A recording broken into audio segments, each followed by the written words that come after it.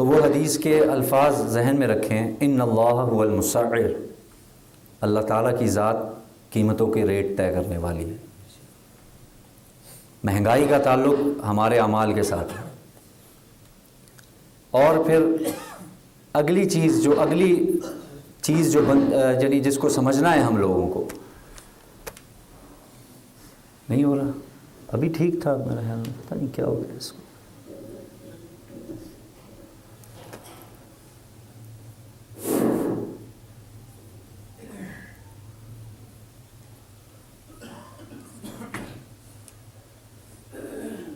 حضرت ابو حازم یہ ایک تابعی گزرے ہیں اور انہوں نے صحابہ کی زیارت کی ہے۔ یہ فرماتے ہیں ان کے پاس لوگ آئے کہ حضرت آپ دعا فرمائیں، حالات بہت خراب ہیں، تنگی کے حالات ہیں، معاشی تنگی ہے، بہت مسائل ہیں، جیسے آج کل ہم میں سے ہر ایک شخص رو رہا ہے۔ انہوں نے فرمایا دیکھو اس یقین کی طرف توجہ دلائی جو یقین ہمارے اندر ہونا چاہیے۔ انہوں نے کہا کہ جو ذات کشادگی میں آپ کو دے سکتی ہے وہ ذات مہنگائی میں بھی آپ کو دے سکتی ہے۔ اس یقین پر اپنے آپ کو بناؤ کہ جو ذات کشادگی میں مجھے ظاہر ہے الحمدللہ کھلاتی رہی پلاتی رہی، اب آج سے 60 سال پہلے والے حالات اب نہیں ہیں۔ اب ہر جتنے نوجوان بیٹھے ہیں یا اپنے والدین سے یا اپنے دادا سے پوچھیں کہ بھائی انہوں نے کیسے وقت گزارا ہے۔ شاید بمشکل ایک وقت کھانے کو ملتا ہے یا 2 وقت بمشکل، اور آج 3 وقت سے کم غریب سے غریب آدمی بھی اس سے کم نہیں جاتا۔ اللہ کے رسول صلی اللہ علیہ وسلم نے ہمیں یہ بات سکھائی اور سمجھائی ہے کہ دیکھو جب تک تم اپنے تعلق اللہ کے ساتھ رزاق کے ساتھ نہیں جوڑو گے، تم رزق تلاش کرتے رہو گے، تمہیں نہیں ملے گا، کیونکہ اللہ نے اپنی مٹھی میں سب کچھ رکھا ہے، یہ ہماری مٹھی میں نہیں ہے، اللہ کی مٹھی میں۔ اللہ جب تک نہیں چاہیں گے آپ کو نہیں دیں گے۔ اسی وجہ سے دیکھیں مال خرچ کرتے وقت 2 چیزوں میں احتیاط برتیں۔ جب بھی آپ کو اللہ نے کسی چیز کا مالک بنایا ہے اس میں 2 چیزوں کا خیال رکھیں، اللہ آپ کے رزق میں تنگی نہیں ہونے دیں گے انشاءاللہ۔ ایک تو جو میں نے پہلے حدیث عرض کر دی، حدیث قدسی، اپنے آپ کو فارغ کریں۔ وقت نہیں ہے آپ کے پاس، ہمیں پتہ ہے ہمارے پاس، سب کے پاس نہیں ہے، نکالیں وقت اس کے لیے۔ دیکھیں آپ اندازہ لگائیں، اچانک سے بیماری آ جائے، گھر میں کوئی بیمار ہو گیا، سب کچھ چھوڑ نہیں دیتے ہم لوگ، کاروبار ہے وہ چھوڑے گا، ملازم ہے وہ چھٹی کرے گا، ہر شخص چھٹی کرے گا، نہیں بھائی بیماری پہلے، جان ہے تو جہان ہے، یہ قصور ہے ہمارے۔ اسی کہتے ہیں کہ بھائی وقت تو نہیں تھا میرے پاس، میں نے وقت نکالا ہے، ایسے ہی ہمیں وقت نکالنا پڑے گا۔ اور پھر اگلی چیز جو میں آپ کو بتانے لگا ہوں، 2 چیزوں کا اہتمام کریں اپنی زندگی میں۔ دیکھیں جب بھی مجھے اور آپ کو اللہ نے رزق دیا ہے نا، میرے جیب میں رزق ہے، اس کو خرچ کرنے کے حساب سے انسان کے 2 رویے ہوتے ہیں، جسے عام الفاظ میں ایٹیٹیوڈ کہتے ہیں، باڈی لینگویج کہتے ہیں۔ اس کے آؤ بغیر سے پتہ لگ جاتا ہے یہ کس قسم کا آدمی ہے۔ جب میرے پاس پیسہ آیا تو اس کو خرچ کرنے کے 2 رویے ہیں، یہ اپنی زندگی کا آدمی سبق بنا لے۔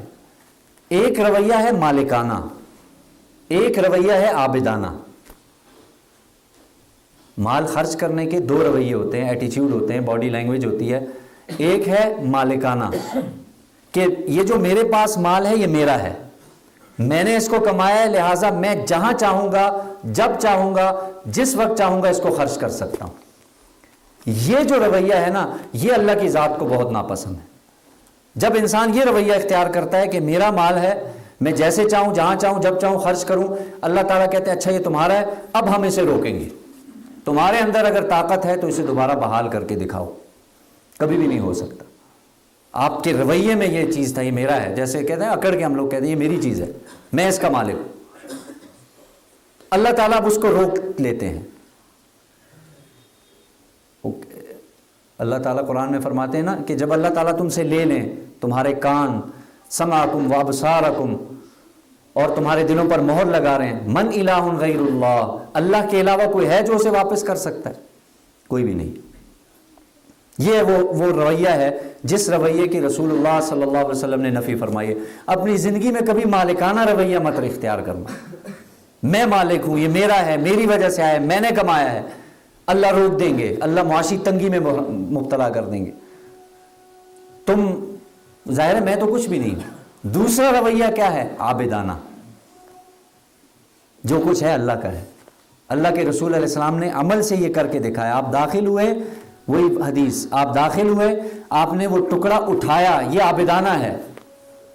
ایسے ہی ایک صحابی، جب ایک بڑی عظیم مجلس میں دو صحابہ بیٹھے ہیں، ان سے نوالا گرا، اٹھایا، جھاڑا اور کھا لیا۔ دوسرے نے ساتھ کوہنی ماری، یہ کیا کر رہے ہیں آپ؟ اس وقت بہت سے لوگ ہمیں دیکھ رہے ہیں اور بڑے اونچے اونچے لوگوں کے پاس ہم بیٹھے ہیں۔ سکھایا نبی علیہ، دیکھیں یہ تربیت۔ تو انہوں نے آگے سے ایک جملہ صرف ارشاد فرمایا، اترک سنت خلیلی لہؤلاء الحمقاء، کیا میں اللہ کے اپنے حبیب صلی اللہ علیہ وسلم کی ایک سنت چھوڑ دوں ان بے وقوفوں کے لیے؟ نہیں ہو سکتا۔ یہ تو جاہل ہیں، بے وقوف ہیں۔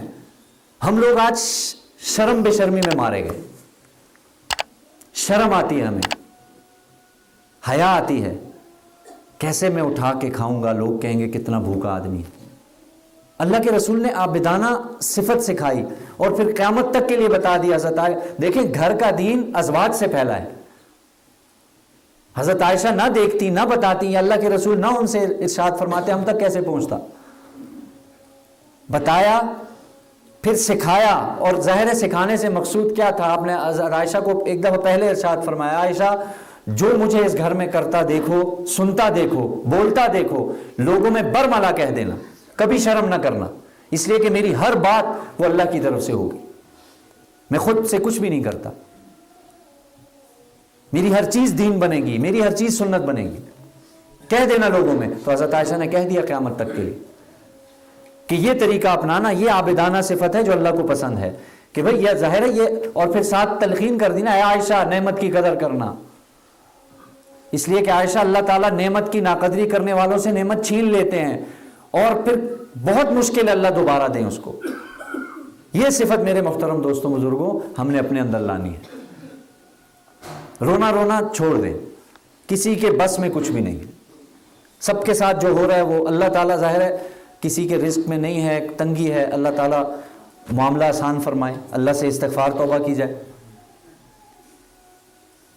وہی ابو حازم جو تابعی تھے نا، انہوں نے سامنے والے مجمع والوں کو کیا بتایا؟ انہوں نے کہا بھائی اللہ جو تنگی میں کشادگی میں دے سکتا ہے وہ تنگی میں بھی دے سکتا ہے، لہٰذا توبہ کرو، استغفار کرو، اللہ تعالیٰ تمہیں دے گا۔ تو اس لیے یہ ساری بات کا خلاصہ یہ ہے، رسول اللہ صلی اللہ علیہ وسلم کی ایک صفت تھی، آپ صلی اللہ علیہ وسلم کی، کانا یعظم النعمہ، اللہ کے رسول کے پاس چھوٹی ہو یا بڑی ہو، دنیاوی ہو یا دینی ہو، جو نعمت آپ علیہ السلام کو اللہ نے دی، آپ ہمیشہ اس کی قدر کرتے۔ اپنے اندر یہ صفت لائیں، اپنی اولادوں کو سکھائیں کہ بھئی یہ جو تمہیں ہم دے رہے ہیں یہ ہمارے پاس نہیں تھا، قدر کرو اس کی۔ ہم نے جیسے زندگی گزاری ہے، آج تم جو گزار رہے ہو ہم جانتے ہیں، ہمیں پتہ ہے، جوتے چٹکھائے ہم نے، کیا کچھ نہیں کیا، آج تمہیں یہ کچھ دینے کی قدر کرنا اس کی، کیوں؟ اور سکھائیں وہ حدیث کہ اللہ جب چیز لے لیں گے پھر اللہ دوبارہ نہیں دیں گے۔ وہ نعمت میں نے کہا افراد کے حساب سے بھی ہو سکتی ہے، وہ نعمت اشیاء کے حساب سے بھی ہو، ہر اعتبار سے وہ نعمت ہو سکتی۔ اس لیے اللہ تعالیٰ سے دعا ہے، اللہ تعالیٰ اولاً تو ظاہر ہے جو تنگیاں ہیں، جو پریشانیاں ہیں، اللہ تعالیٰ ہر ایک شخص کی وہ پریشانیاں، وہ تنگیاں دور کرے، اور پھر یہ جملہ بار بار اللہ کرے اس کا مراقبہ کریں، بار بار سوچیں میرے حالات کا تعلق میرے عمل سے ہے، میرے چاہے گھریلو حالات ہوں، میرے باہر کے حالات ہوں، ہر قسم کے حالات کا تعلق میرے عمل سے ہے۔ یہ میں سوچوں، ہم میں سے، آپ میں سے ہر ایک شخص یہ سوچے، مجھ پر جو حالات آ رہے ہیں یہ میرے اپنے عمل کی وجہ سے۔ کیوں؟ اس سے کیا فائدہ ہوگا؟ آخری بات عرض کرنے لگا ہوں، اس سے یہ فائدہ ہوگا آپ کو اپنے اعمال درست کرنے کی فکر پیدا ہو جائے گی۔ آج بے فکرے گھوم رہے ہیں، جو ہو رہا ہے حکومتیں کر رہی ہیں، باہر سے ہو رہا ہے، فلاں کر رہا ہے، فلاں کر رہا ہے، فلاں کر رہا ہے، اپنے اندر نہیں کوئی دیکھ رہا۔ جب آپ یہ سوچیں گے نا یہ جو کام میرے ساتھ ہوا ہے یہ میری وجہ سے ہوا ہے، میرے اپنے عمل کی وجہ سے ہوا ہے، اب آپ فکر میں لگ جائیں گے کہ میں اپنا عمل درست کیسے کروں۔ جب اس فکر میں لگیں گے اللہ آپ کے حالات بھی بدلیں گے انشاءاللہ۔ اللہ تعالیٰ سے دعا ہے اللہ تعالیٰ سمجھنے کی، عمل کی توفیق نصیب فرمائے۔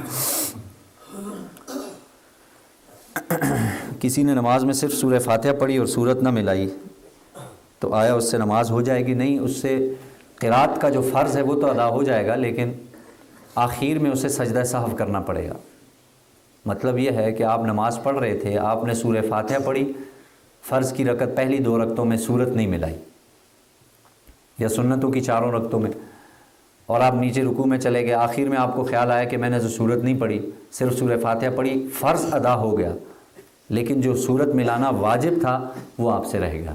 تو واجب کی اگر کمی ہو جائے تو اخیر میں سجدہ سہو کر لینے سے نماز پوری ہو جاتی، اور وہ بھی نہیں کر سکے تو پھر دوبارہ پڑھنی پڑے گی نماز۔ اچھا جی، اخلاص کے حوالے سے ہے کہ اخلاص کسے کہا جاتا ہے، کیسے پیدا ہوتا ہے، ریاکاری سے کیسے بچا جاتا ہے؟ دیکھیں، اخلاص عام الفاظ میں یہ ہے کہ آپ نیت کریں، جو بھی آپ کام کر رہے ہیں اس کی یہ نیت ہو، یہ کام میں اللہ کے لیے کر رہا ہوں۔ یہ آپ نے ابتدا میں نیت کر لی، نماز پہ آپ آئے نا، آپ نے نیت کر لی کہ بھائی میں اللہ کی رضا کے لیے نماز پڑھ رہا ہوں۔ اب نماز پڑھنے کے دوران ہی پہلی رکعت میں آپ کو خیال آ گیا کہ لوگ بھی دیکھیں گے، لوگ اس سے خوش ہوں گے، لوگ اس سے کہیں گے کہ دیکھو کتنی اچھی نماز پڑھ رہا ہے، یا مسجد میں نماز پڑھ رہا ہے، جماعت کے ساتھ نماز پڑھ رہا ہے، تو علماء فرماتے ہیں یہ ریاکاری نہیں ہے۔ اگر کسی کے دل میں عمل شروع کرنے کے بعد یہ وسوسہ یا خیال پیدا ہو جائے کہ لوگ دیکھ رہے ہیں، تو یہ ریاکاری میں شامل نہیں ہوگا۔ ریاکاری کسے کہتے ہیں آسان الفاظ میں؟ آپ اس نیت کے ساتھ عمل کر رہے ہیں کہ لوگ اس کو دیکھیں، میں نماز اس لیے پڑھ رہا ہوں یہ لوگ دیکھیں اور یہ کہیں کتنا شریف نیک آدمی ہے اور کتنا اچھا آدمی ہے، اب یہ ریاکاری ہے۔ یہ تو ظاہر شرک خفی جس کو کہا جاتا ہے۔ اخلاص کیا ہے؟ آپ نے نیت کیا اللہ یہ عمل تیرے لیے ہے، بس اتنا کافی، لوگوں کو یعنی اس میں ذہن میں، لیکن خیال ضرور آئے گا۔ اب یہ جو خیال آ رہا ہے علماء فرماتے ہیں یہ ہمارے بس میں نہیں ہے، جب بس میں نہیں ہے اللہ اس پر کوئی پکڑ نہیں کرے، اس لیے اس چیز کو سمجھنا بہت ضروری ہے۔ بہت سے لوگ، اور میں کافی دفعہ عرض کر چکا ہوں، اخلاص یا ریاکاری اس کا تعلق صرف اللہ کی ذات سے ہوتا ہے، یاد رکھو۔ میں نہیں پہچان سکتا کسی کو کہ یہ ریا کر رہا ہے، یہ دکھلاوے کر رہا ہے، یا یہ ہاں بعض دفعہ عمل سے اظہار ہو جاتا ہے، عام طور پہ قاعدہ کلیہ نہیں ہے کہ یہ اس آدمی پہ میں فتویٰ لگاؤں یہ آدمی ریاکار ہے یا یہ آدمی بڑے اخلاص والا ہے، کوئی، یہ واحد ایک ایسی چیز ہے جس کا تعلق صرف اللہ کے ساتھ براہ راست۔ اور دیکھیں ہر عمل میں وزن پیدا ہی تب ہوگا جب اس میں اخلاص ہوگا۔ آپ کے عمل میں اگر اخلاص نہیں ہے نا، آپ کا عمل بیکار ہے۔ تو اس لیے جب بھی کوئی عمل کریں نیت یہ کر لیا کریں شروع میں ہی، اے اللہ یہ کام تیرے لیے ہے، بس اتنا کافی ہے۔ بعد میں خیال آ رہا ہے، آنے دے اسے، اس پر انشاءاللہ اللہ کی طرف سے آپ کو کوئی پکڑ نہیں ہوگی۔ اللہ سے دعا ہے اللہ تعالیٰ سمجھنے کی، عمل کی توفیق دے۔